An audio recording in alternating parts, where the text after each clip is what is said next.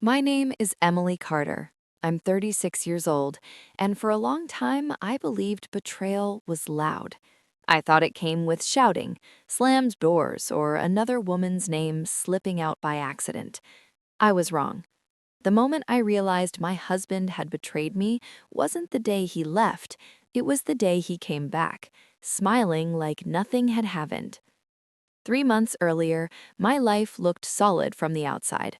Not flashy, not exciting, but stable. Mark and I had been married for 8 years. We lived in a modest two-story house on the north side of Austin, Texas, close enough to downtown to feel connected, far enough out to afford a decent mortgage. I worked as an operations manager for a logistics company. The job wasn't glamorous, but it paid well, came with real benefits, and allowed us to plan. I was the one who tracked our expenses, built the emergency fund, paid extra toward the principal whenever I could. I liked knowing where things stood. Mark used to say that was one of the things he loved about me. You make everything feel safe, he'd say, wrapping an arm around my waist. Somewhere along the way, safe stopped being a compliment. He worked in marketing, creative, fast-paced, always chasing the next campaign. Over time, his comments shifted, subtle at first. You ever feel like you're just coasting? Don't you want more than this? People our age are taking risks. I told myself it was normal. Couples grow, conversations change. Then came the tension, the sighs, the way he stared at his phone longer than usual, the way he talked about other people's lives like they were proof that ours wasn't enough. And still, I believed in us. Before I go any further, let me ask you something. If you've ever been made to feel too stable, too boring, or not enough by someone you loved, please comment, "I've been there." You're not alone, even if it felt like it at the time. And if stories about quiet betrayal, real emotional fallout, and the kind of justice that doesn't involve screaming but clarity speak to you, subscribe to this channel, because this story doesn't end where you think it does. I remember the night everything shifted. It was a Thursday. I'd made chicken and rice, nothing fancy. Mark barely touched his plate. He kept glancing around the house like he was inventorying a life he'd already decided to leave behind. "I just need space," he said. "From what?" I asked. "From feeling stuck." That word again. A week later, my company announced layoffs. My position was eliminated in a restructuring move no one had seen coming. I came home shaken, but trying to stay calm, ready to talk through next steps like adults do. Mark didn't ask how I was. He asked how long he thought I'd be out of commission. That was the first crack. The second came when he packed a bag 2 days later and said, "I need to figure out what I want. I can't carry us right now." He left me standing in the kitchen with unpaid bills on the counter and a future I was suddenly expected to handle alone. And here's the part that still stings the most. I thought he left because things were falling apart. I didn't yet understand that he left because he thought I was. After Mark left, people kept asking me the same question. Were there signs? I always paused before answering because the truth was uncomfortable. Yes, there were signs. They just didn't look like betrayal at the time. They looked like compromise. I'd been compromising for years without realizing it. Small things at first. I stopped talking about my long-term plans because he said they stressed him out. I stopped celebrating quiet wins, paying off a credit card, hitting a savings goal because he'd joke that I was 40 going on 60. I learned how to soften my excitement so it wouldn't irritate him. I thought that was love, adjusting, meeting someone where they are. What I didn't see was how much ground I was giving up. When we first moved into the house, I was proud of it, not because it was big or impressive, but because it was ours. I'd run the numbers a dozen times. I knew exactly what we could afford without drowning. That mattered to me. Stability wasn't something I stumbled into. It was something I built on purpose. Mark used to smile and say, "You're good at this stuff. I'd be lost without you." Later, that same sentence changed tone. "You're too focused on this stuff," he'd say. "Money isn't everything." Don't you ever want to live a little? I lived plenty. I just didn't call chaos freedom. After the layoff, my days blurred together. I woke up early out of habit, even though I didn't have anywhere to go. I updated my resume, scheduled calls with recruiters, applied for roles I was qualified for, and some I wasn't sure I deserved anymore. That doubt crept in quietly. It sounded like Mark's voice. Maybe you are too safe. Maybe this happened because you didn't push hard enough. Maybe you really did get comfortable. I hated myself for thinking that way, but I couldn't stop. The house felt different without him. Not emptier, just louder in strange ways. The hum of the refrigerator at night, the echo of my footsteps on the stairs. I started leaving the TV on, not to watch anything, but to keep the silence from asking questions I wasn't ready to answer. Friends told me I was strong. My sister told me I'd land on my feet. Everyone said some version of, "You'll be fine." What no one seemed to understand was how exhausting it is to be the person everyone assumes will be fine. I'd been fine my whole life, reliable, capable, the one who handled things. And now, when I finally needed someone to hold the weight with me, the person who promised to do that had walked away. I replayed our last real conversation over and over. The way he stood in the doorway with his bag, the way he wouldn't meet my eyes when I asked if he was coming back. "I don't know," he'd said. "I just feel like I'm wasting my potential." As if I were the reason he felt small. That thought hurt more than the abandonment itself. I didn't beg him to stay. That part surprises people. They expect tears, desperation, a dramatic plea. But something in me froze. I think part of me already knew. If I begged, he'd stay out of obligation, not love. And I'd never unsee that. So I let him go. Nights were the hardest. I'd lie in bed staring at the ceiling, calculating timelines the way I always did, how long my savings would last, what I could cut back on, what I could survive. What scared me wasn't being alone. It was realizing how much of myself I'd already given away. I remembered all the times I'd defended him to other people. He's just under pressure. He doesn't mean it like that. He's passionate.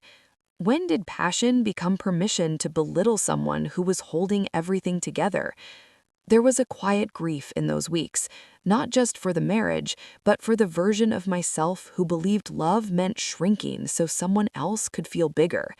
I didn't hate Mark, not yet. Mostly, I missed the idea of us, the future I'd planned with such care, the life I thought I was protecting by being responsible. What I didn't know then, what I couldn't see through the fog of sadness and self-doubt, was that this was the last moment I'd ever apologize for being stable, and that realization was closer than I thought. Anger didn't arrive all at once. It crept in slowly, disguised as clarity. At first, I told myself Mark was just scared. Losing a job rattles people. I gave him that excuse even after he'd walked out the door, even after he'd left me to face uncertainty alone. I wanted to believe his distance came from fear, not disrespect. That illusion shattered the night he called me. It was nearly 2 weeks after he'd left. I was sitting at the kitchen table with my laptop open, comparing health insurance options and updating spreadsheets like my life depended on it, because it did. My phone buzzed with his name, and for a second, my chest tightened with something that felt like hope. "Hey," he said, too casual. "Hey," I replied, cautious. He didn't ask how I was. He didn't ask how the job search was going. He jumped straight into his own frustration, complaining about his workload, his boss, how everything felt unfair. Then he said it. "I just think this whole situation wouldn't have happened if you were more driven." I went very still. "What do you mean?" I asked. There was a pause, the kind people take when they think they're about to say something honest and brave, but are really just being cruel. "You've always played it safe, Emily. You never push, you settle, and eventually that catches up to you." I felt something hot and sharp bloom behind my ribs. "You're blaming me for losing my job?" I asked, my voice low. I'm not blaming you, he said quickly. I'm just saying, if you had more ambition, more edge, maybe you'd be somewhere else by now. There it was. The betrayal wasn't that he left, it was that he rewrote the story to make my pain my fault. I thought of every late night I'd worked, every responsibility I'd carried so he could chase ideas that never paid the bills. I thought of the promotions I'd turned down because they would have required relocating, and he wasn't ready for that kind of change. And now, suddenly, I was the one who lacked ambition. Is this about me, or is this about you needing someone to blame because you don't like how your life feels? He exhaled sharply. You're getting defensive, he said. That's what you always do. That sentence flipped something inside me. Defensive? As if protecting my dignity was a flaw. Then he brought her up. I mean, look at Jenna, he said. She took a risk, quit her job, moved to LA, started over. That's what real confidence looks like. Jenna, a former coworker of his, a name I'd heard in passing, always paired with admiration. I laughed once, short and hollow. So now we're doing comparisons? I asked. I'm just saying, some people want more out of life. I wanted to scream. Instead, I felt cold. You left when things got hard, I said slowly, and now you're standing there telling me it's because I wasn't exciting enough? Silence. You didn't even give me a chance. You didn't sit down with me. You didn't ask how we'd get through this. You decided I was the problem and walked away. That's not fair, he snapped. No, I said. What's not fair is abandoning someone and then blaming them for being abandoned. My hands were shaking, but my voice wasn't. For the first time since he left, I wasn't sad. I was angry. Angry that my steadiness had been used against me. Angry that my loyalty had been reframed as weakness. Angry that he only valued ambition when it looked dramatic and external, not when it showed up as consistency, responsibility, and care. He ended the call by saying, "You're twisting this." But I wasn't. I was finally seeing it clearly. He didn't leave because I failed. He left because my strength didn't flatter his ego. And once that truth settled in, the sadness began to burn away, making room for something sharper, something that refused to apologize anymore. Anger burns fast. What comes after it is colder.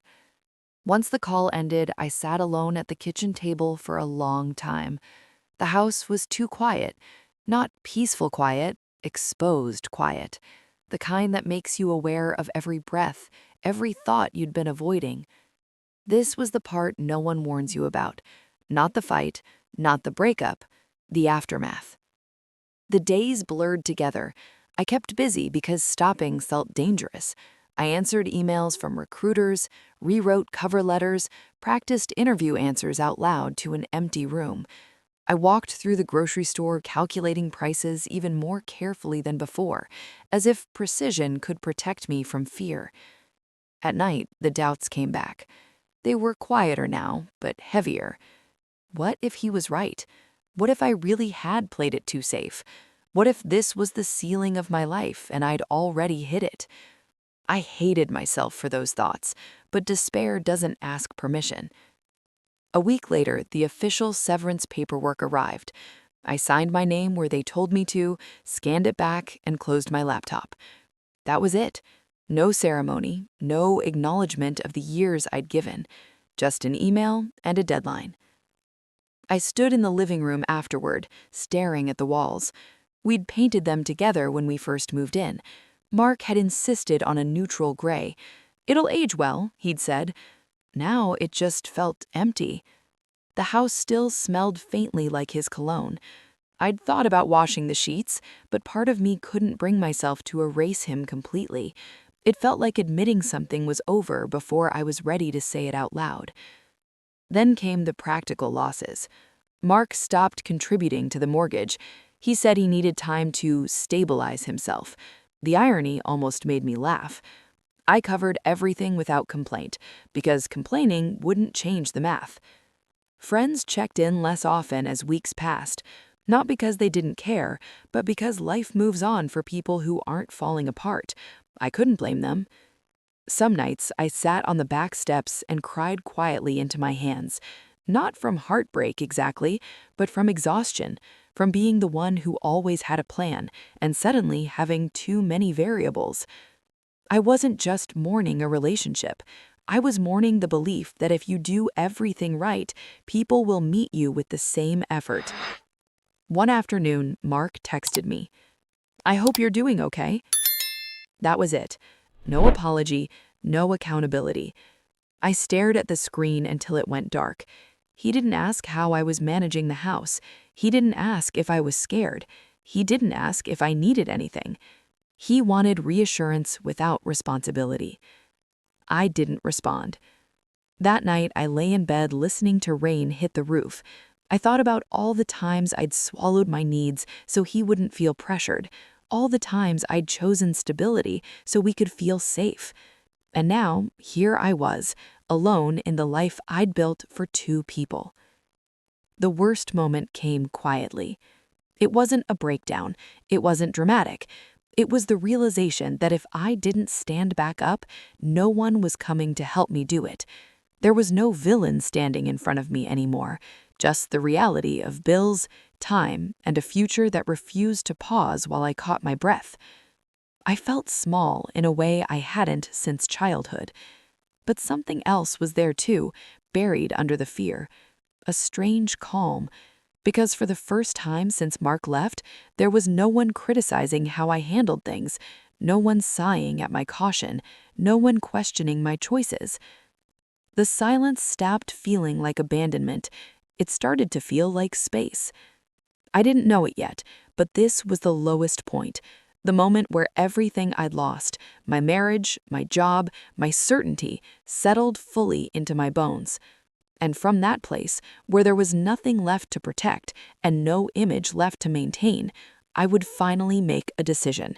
Not out of panic, not out of anger, but out of the quiet understanding that if I was going to survive this, I had to stop living like someone else might leave again. The turning point didn't arrive with fireworks. It came on a Tuesday morning with cold coffee and a calendar reminder I'd forgotten to cancel. I was scheduled for a call with a recruiter I'd spoken to weeks earlier, back when I still believed my marriage would survive anything. I almost rescheduled, almost told myself I wasn't ready. Then I answered. Her voice was calm, professional, unhurried. She asked how I was doing, and for the first time in weeks, I told the truth without softening it. I said I'd been laid off. I said my availability had changed. I said I was ready to talk seriously. She didn't flinch. Instead, she said, "Good, then let's move forward." That sentence did something to me. Over the next few days, things began to align. Not magically, not easily, but steadily. Interviews were scheduled. References were called.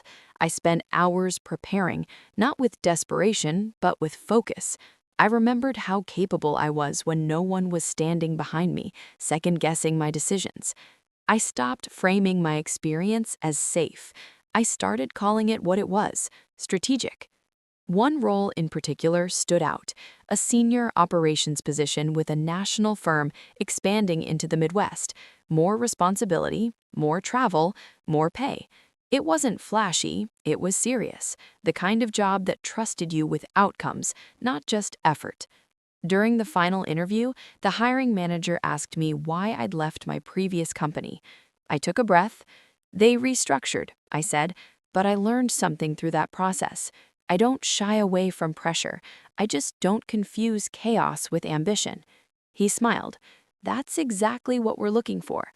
When the offer came through, I sat at my kitchen table, the same one where I'd cried weeks earlier, and read it twice to make sure I wasn't misreading the numbers. The salary was higher than I'd ever made. The benefits were better. The role came with authority I hadn't been allowed to claim before. I accepted that afternoon. Mark texted me the next day. "Hey, just checking in. Hope things are getting better." I stared at the message for a long time. Then I typed back, "I started a new job." 3 dots appeared, disappeared, reappeared. "That's great," he finally wrote. "See, things always work out for you." For you. like it had happened to me, not because of me. I didn't respond. I threw myself into the work. Long days, early flights, late nights in hotel rooms that smelled like recycled air and ambition. I was exhausted, but in a clean way, the kind of tired that comes from effort, not emotional strain. Something inside me hardened, not into bitterness, but into resolute. I stopped wondering what Mark thought of my choices. I stopped imagining conversations where I explained myself better. I didn't need to be understood by someone who only valued me when it was convenient. A week into the new role, my manager pulled me aside.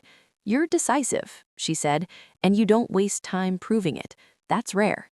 I thought of all the times I'd been told I was cautious, all the times I'd been told to live a little. I was living now, I just wasn't performing it for anyone. Mark reached out again a few days later, asked if we could talk, said he missed me, said he'd been thinking. I didn't say no. I also didn't say yes. For the first time, I understood something clearly. I wasn't avoiding him because I was afraid. I was pausing because I no longer needed his approval to move forward. The version of me who waited to be chosen was gone. In her place stood someone quieter, sharper, more honest about what she deserved. And as my life began to take shape again, on my terms, in my rhythm, I felt something I hadn't felt in a long time. Confidence.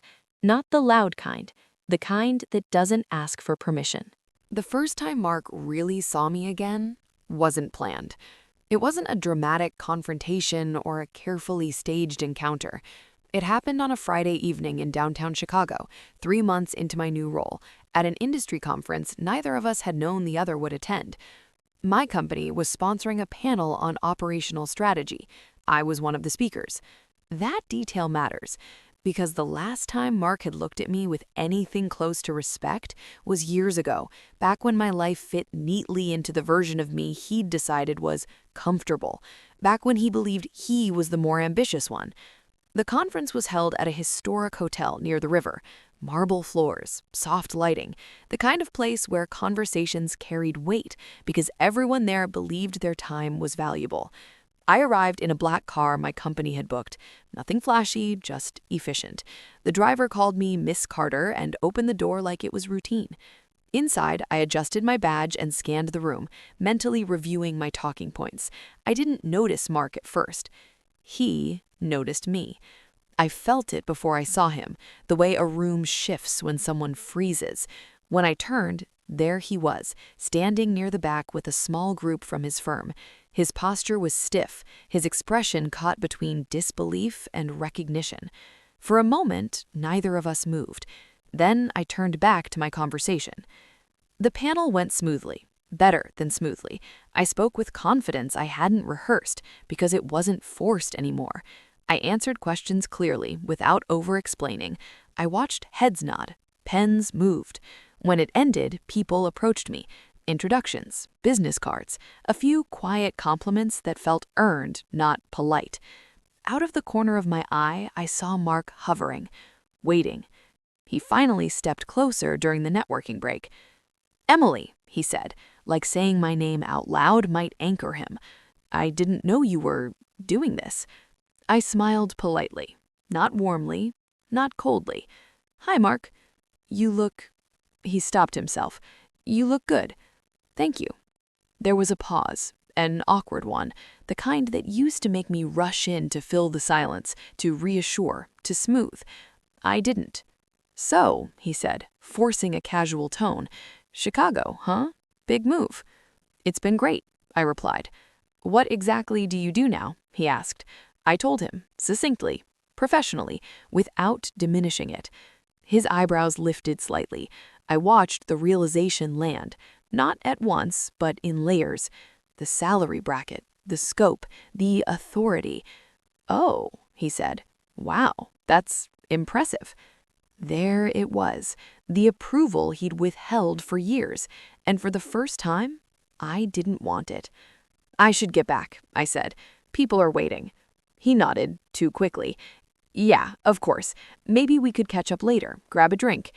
I hesitated just long enough for him to notice. "Tonight's pretty full, but take care, Mark." And I walked away. Later that evening, my phone buzzed. Mark. That was kind of cold. I stared at the message, surprised by how little it stirred in me. I replied, "This is a professional event. I'm here for work." Seconds later, another text. I didn't mean it like that. I just thought, after everything. After everything? As if everything hadn't included him walking away when I was unemployed and terrified. As if everything hadn't included his words cutting deeper than his absence. I didn't respond. The next morning, he called. Against my better judgment, I answered. "You embarrassed me last night," he said immediately. "I didn't speak badly about you," I replied calmly. "You ignored me. I set a boundary." There was silence on the line. "You've changed," he finally said. "Yes," I agreed. "I have." "You didn't have to make me feel invisible." His voice was tight. I leaned back in the hotel chair, staring out at the river. "That's how it felt when you left, except no one handed me a microphone afterward." He didn't speak. "You walked away when you thought I was falling. You came back when you realized I wasn't." "That's not fair," he said weakly. "It's accurate," I replied. He exhaled sharply. "I made a mistake." "I know. So did I. I stayed too long." Another pause. "So that's it?" he asked. "Yes." I ended the call before he could say anything else. That afternoon, I stepped back into the conference hall, greeted by colleagues who valued me for what I brought, not for how I made them feel about themselves. As I walked past the glass doors, I caught a glimpse of Mark standing alone near the lobby, phone in hand, watching people move around him like life hadn't slowed down just because he wanted it to. For the first time, I didn't feel anger. I felt something better. Relief. After the conference, my life didn't suddenly become perfect. There was no victory lap, no moment where everything paused so I could admire how far I'd come. On Monday morning, I still woke up early. I still had emails waiting, deadlines, meetings, responsibilities. But something fundamental had shifted. For the first time in years, I wasn't bracing myself for disappointment. I wasn't editing my thoughts to sound more exciting. I wasn't shrinking my plans so someone else wouldn't feel threatened by them. Mark texted once more after that weekend. A short message, careful, polite. "I hope you're doing well." I didn't reply, not because I was angry, not because I wanted to punish him, but because the chapter was closed, and reopening it wouldn't change the ending. People like to ask if I regret it, if I regret not fighting harder, if I regret choosing my career over my marriage. The truth is simpler than that.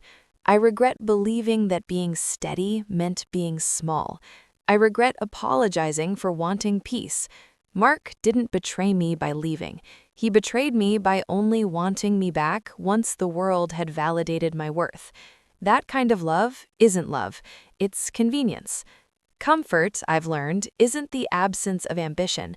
It's the presence of alignment. It's waking up without fear. It's making decisions without asking permission. It's knowing that the life you're building fits you, even if no one else understands it yet. If you've ever been told you were too safe, too boring, or not enough by someone who disappeared the moment things got hard, this is what I want you to hear. You weren't abandoned because you lacked value. You were abandoned because you stopped being useful to someone who didn't know how to stand beside you. And one day, when they realize what they lost, you won't need to explain anything. You'll already be gone.